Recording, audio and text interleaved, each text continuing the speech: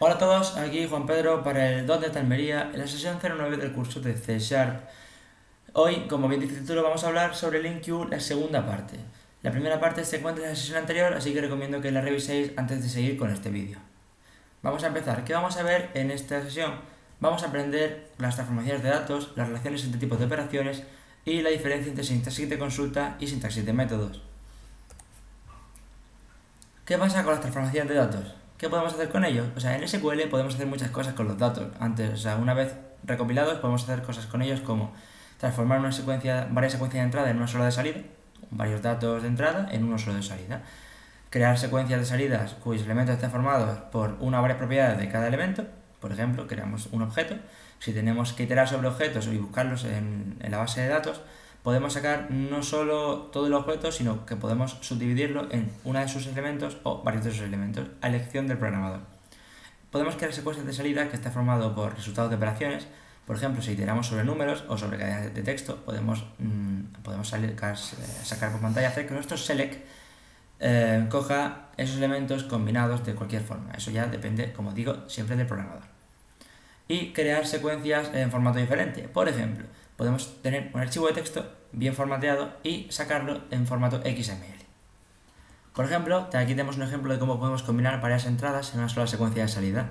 Si nos fijamos en el código, está un poquito pequeño, así que aquí tenemos nuestra clase estudiante con su string primer, segundo, bueno, esto ya nombre, apellido, conseguir su ID. Vamos a mover esto de aquí, un segundo. Vamos por aquí, bien. Conseguir su ID, su calle, su ciudad y su lista de notas. También tenemos nuestra clase profesor, en la cual tenemos un nombre, un apellido, una ID y una ciudad. Aquí tenemos nuestra clase de transformación, que es la que vamos a usar para transformar esta secuencia de entrada en una sola de salida. En nuestro main, por ejemplo, tenemos pues, una lista de estudiantes en la que vamos a rellenar, pues eso es Lana, Claire, Sven y listo. Y tenemos un segundo data source que es un profesor con su nombre, su apellido, su ID, su ciudad, etc. Como los estudiantes, igual. Bien, y aquí vamos a hacer una query llamada People in Seattle, significa que va a coger todas las personas en Seattle y va a buscar no solo en una de las dos clases, sino en las dos a la vez. Esto viene siendo pues la transformación de un solo origen de varios orígenes de datos, a una sola secuencia. Como podéis ver, pues crea la variable de consulta People in Seattle y hace un from de estudiantes en estudiantes se llama nuestra origen de datos. Así que lo que hace es donde estudiantes.city es igual a Seattle y saca el student.last, lo que saca es el apellido de estudiante, y hace una concatenación con la siguiente consulta, que es from teacher, la variable rango teachers, en nuestra origen de datos, que es teachers, y dice que la ciudad de los profesores también sea Seattle, y lo selecciona. ¿Qué conseguimos con esto? Conseguimos que saca las siguientes personas están en Seattle, y lo que hace es a iterar sobre esta consulta, sobre la consulta llamada People in Seattle, va a coger los dos orígenes de datos y va a concatenar sus selecciones, dando, como bien dice el ejemplo, pues una única secuencia de salida. Seleccionamos su conjunto de cada elemento de origen. ¿Qué vamos a conseguir con esto? Vamos a conseguir que si tenemos un elemento, si estamos buscando sobre un elemento, vamos a conseguir, por ejemplo, de una consulta, no tener que sacar el objeto completo, porque eso sería una tontería. Si buscamos un elemento concreto, podemos sacarlo. Eso ya lo dijimos en la sesión anterior y lo estamos remarcando. Bien, por ejemplo, en el primer ejemplo tenemos que la variable de consulta query va a hacer un from cust en customers, que sería el origen de datos, y va a seleccionar solo el punto city. Bien. Otra cosa que podemos hacer también, podemos hacer una query en la que seleccionemos varios elementos, varios atributos del objeto. En este caso, customers tiene atributos como name y city, y vamos a seleccionar los dos. ¿Qué hacemos? Hacemos un new, que en realidad estamos generando un objeto nuevo llamado de ninguna forma, estamos haciendo un objeto nuevo que saque por pantalla cus.name y cus.city. Transformar objetos en memoria en XML. Bien, para los objetos en memoria que tenemos podemos transformarlo en el documento por etiquetas XML, que supongo que todos lo conocéis. Aquí tenemos, vamos a ver otra vez el código. Aquí tendríamos nuestra clase XML ya transformada. Su first, sus last, sus scores, ya sabéis que esto eran atributos que tenía nuestra clase estudiante. Y pues aquí tenemos nuestra clase de transformación, que tiene un main, en la que creamos el data source, que sería el origen de datos, con sus estudiantes, y la consulta. la consulta se llama, la variable consulta llamada students to xml, que va a crear un nuevo xelement, ¿vale? El xelement que tenéis que añadirlo. Bueno, pues nada, un new xelement que lo que hace es llama a la etiqueta que se va a crear y aquí genera la consulta. Bien, from student in students, ¿vale? Pues let x string.format, hace un formateo de 0, 1, 2, 3, 4. ¿Qué es ese 0, 1, 2, 3? Perdón, 0, 1, 2, 3. Lo que hace es que va a seleccionar algo con comas y ese va a ser el string. El formateo significa que en el 0 va a ir estudiantes scores de 0, en el 1 estudiantes scores de 1, en el 2 estudiantes scores de 2 y en el 3 estudiantes scores de 3. Así es como se formatea un string en C#. Y es una forma muy, muy bonita de hacerlo. ¿Y qué vamos a seleccionar? Vamos a seleccionar un nuevo xelement que se llame students, porque claro, tenemos nuestro root, pero dentro de root hay otro xelement que es student. Entonces tenemos nuestro root dentro de students. ¿Y qué vamos a hacer con esto? Que dentro de student vamos a seleccionar un first que que va a corresponder a student.first.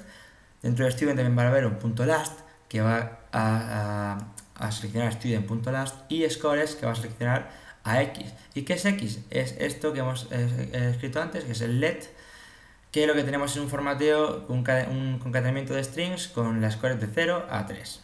O sea, de la primera a la tercera, a la cuarta score del estudiante.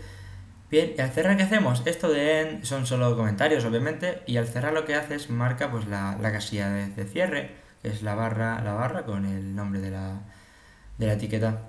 Pues lo que hacemos es un console.writeLine student.xml, que sería escribir la consulta, ¡paf! Y aquí saldría nuestro formateo. Bien, podríamos probarlo, pero no lo vamos a hacer porque aquí tenemos el código. Si queréis probarlo, os recomiendo y os aconsejo que lo hagáis. Lo único que tenéis que hacer es entrar a Visual Studio y copiar este código y probar si realmente funciona. Bueno, transformaciones de datos más todavía. Realizar operaciones con elementos de origen. Por ejemplo, vamos a tener en este caso un array, ¿no?, llamado radii, que va a tener los elementos tipo doble, 1, 2 y 3. Bien, pero no queremos esos elementos, realmente estamos buscando pues algo, en este caso que parece ser que es un radio, ¿no? Bien, como dice, pues radii, ¿no? O radianes, o radii. Vale, vamos a crear nuestro elemento y enumerable de string llamada query, en nuestra variable query, y vamos a hacer un from, nuestra variable de rango rad, en radii, que sea nuestro origen de datos. Bien, ¿y qué vamos a hacer con eso? Vamos a transformarlo, vamos a decir, no queremos eso, queremos otra cosa. Pues va a ser un select, un string format, área igual a 0, bien. Área igual, sí se va a mostrar por pantalla igual, pero ese 0, ¿vale? Ese 0 es el formateo y ese 0 corresponde a lo que hay después de la coma. Si hubiera un 1 entre corchetes, o sea, entre llaves y otra coma después, o sea, rad punto por 3,14, coma, hola, saldría área igual a rad por 3,14, hola. Por ejemplo, eso es para que entendáis bien lo que es formateo de string, aunque no sea competencia de este curso. Y finalmente la ejecución de la query, que es un for each en el que hacemos un console.writeLine, y el output pues sería, como estáis viendo aquí, sería el output, y tranquilamente, no hay mayor problema, ya sabéis, copiad este código y probadlo, y no creáis lo que yo os digo, sino probadlo mejor. Vale, vamos a ver relaciones entre tipos de operaciones de consulta. ¿Qué significa esto?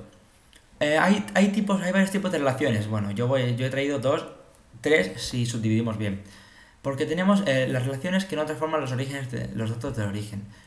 ¿Qué significa que no lo transforman?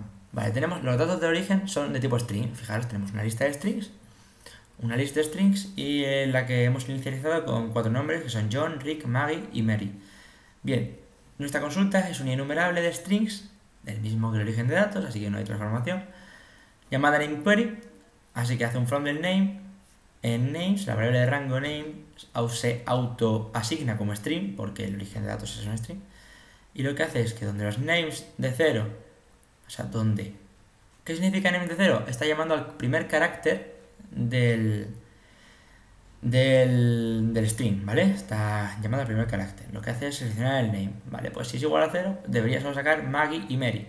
Bien, eso no nos importa, es indiferente.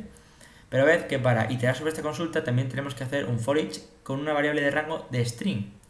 Conclusión, el tipo de dato no ha cambiado desde el origen hasta el final de la consulta. Por el contrario, pues tenemos aquí otra cosa, algo que sí va a hacer que cambie el tipo de origen de dato. Nuestro tipo de origen es de tipo customers, es un objeto customers. Bien, vamos a hacer nuestra variable de rango, cusNameQuery, que fijaos, ahora cuando hacemos la variable de rango, sí es un from cust y cust sí es un tipo customer. Pero ¿qué pasa? Que lo que estamos seleccionando es un cust.name, fijaros que dice donde la ciudad sea London, eso no importa, pero seleccionamos el name. El name es un atributo del customers que es un string. Entonces, ¿qué tenemos que hacer para que esto salga bien? Lo que tenemos que hacer es que la variable de consulta sea del tipo string, al igual que el for each que vamos a usar para mostrarla. Como podéis ver aquí, la variable de consulta es de tipo string y el for each es de tipo string.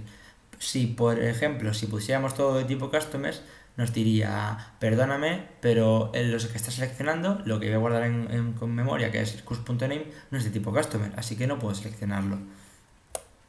Y aquí tenemos una consulta un poco más compleja, ¿no? Un poco más compleja para transformación de datos de origen.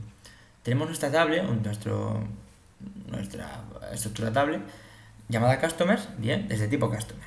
Ahora, nuestra bar genérica, ¿no? Name phone query, en la que seleccionamos un tipo customer, ¿vale? Eso sí está bien. Donde la ciudad sea London, perfecto. Ahora, ¿qué pasa? Que lo que hacemos es seleccionar un nuevo objeto. O sea, estamos creando un nuevo objeto compuesto llamado, formado por cast.name y cast.phone. Pero en este caso es lo mismo, porque al seleccionar eso, la name phone query va a tomar el tipo necesario para poder ese objeto mostrarlo, almacenarlo y mostrarlo. Ya veis que lo más sencillo es poner el tipo var y así el compilador va a elegir tranquilamente y sin ningún problema el tipo de dato necesario, el tipo de estructura para almacenar la consulta. Y luego en el for each tranquilamente lo mismo, var item nuestra variable de rango, en name phone query. Y después pues un console write line de ese ítem. Probadlo en el Visual Studio porque es muy sencillo, copiar este código que está bien y comprobadlo vosotros. ¿No quieres comerte el coco? Que trabaje el compilador.